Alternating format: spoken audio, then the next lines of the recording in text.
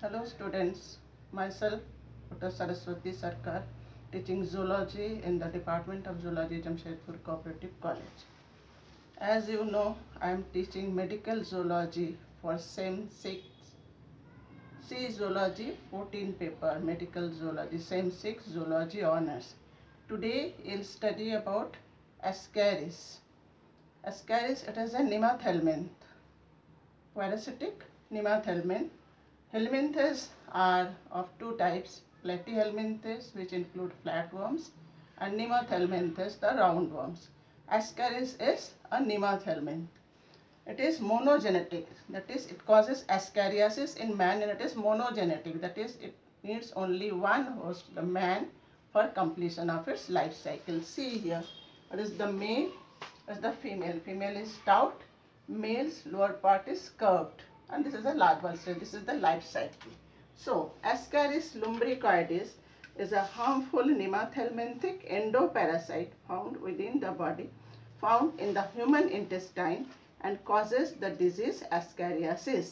It is monogenetic, that is, needs only one host, here man, to complete its life cycle. The body is elongated and sexes are separate. Female is longer and stouter than males. The male is shorter and the posterior part of the male is curved. Life cycle. As it is monogenetic, it requires only one host to complete its life cycle. Copulation occurs in the human intestine. When human beings, they eat raw vegetables contaminated with the cyst of this parasite, they get infected, and the Ascaris takes shelter in his human intestine. The copulation occurs in the human intestine. They grow the cyst. Here you can see here, they pass from this alveoli heart through that enters human intestine. So I am starting from this point, human intestine. So the copulation occurs in the human intestine, and fertilized eggs become covered in chitinous egg shell. The shelled eggs come out along with the feces. These are not infective to man until the embryo undergoes further development. See, this is the zygote, first stage larva, second stage larva, human intestine. So this stage larva again goes out with human feces, swallowed by a new host. Now in this human intestine, the larva hatches out, and after undergoing two moltings, it develops into a young stage, and now from human intestine, the life cycle starts from here. So it is a male. After becoming adult, it is the male, it is female. Male produces sperms, the male gametes, female produces ovum. Now sperm and ovum, they get fertilized to form the zygote, and the fertilized eggs or zygote becomes covered with chitinous egg shell. The celled eggs come out along with the human feces. It is the zygote, it comes out along with the human feces, and they are not infective to man until the embryo undergoes further development. The first stage larva is developed within the egg shell under favorable temperature and humidity. In damp soil, the larva can survive for years.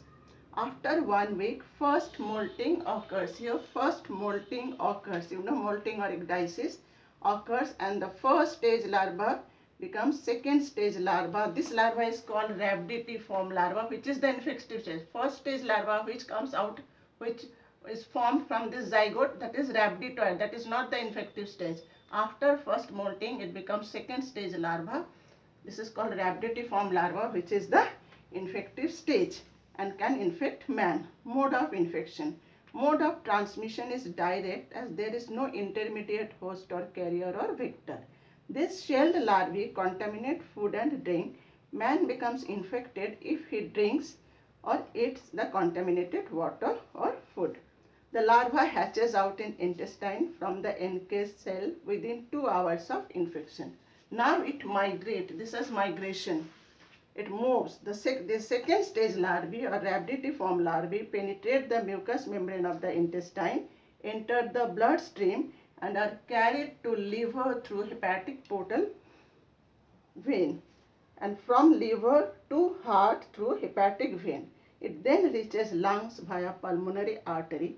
In the alveoli of lungs, they increase in size and undergo two moltings. Now two moltings occur in alveoli of lungs. After molting, they reach the pharynx through bronchus and trachea. They reach pharynx. They irritate the pharyngeal wall and cause coughing.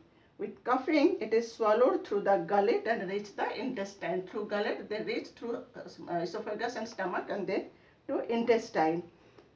In the intestine, fourth molting occurs and now they develop into young ascaris, both male and female.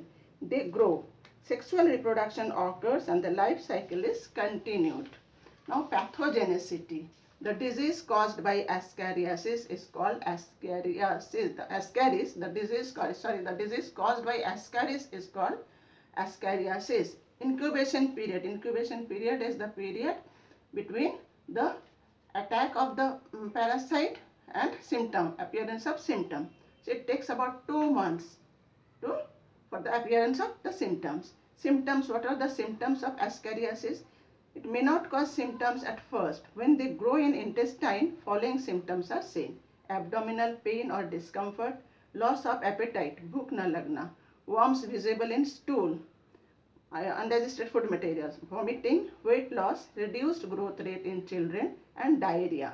In more advanced stage, the worms can travel to lungs. In that case, the symptoms are fever, discomfort in the chest, wheezing, and coughing.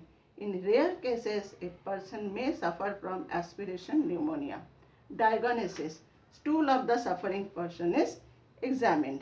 Treatment: antiparasitic drugs are given such as chenopodium oil, tetrachloroethylene, piperazine, tetramyzole, hetrazine, etc. Prevention and control: proper sanitation, washing of hands and food properly.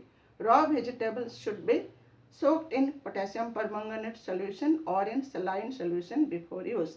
Filtered and boiled water is to be used for drinking. Now I think it is clear. You can see this life cycle. It is a diagrammatic representation. You can draw this in your examination paper too.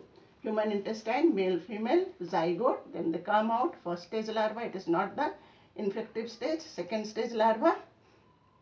It is infective stage. It enters another human being, fresh human being, where it passes through different organs like liver, heart, lungs, bronchus, trachea, pharynx, then through gullet to again intestine. This is the life cycle.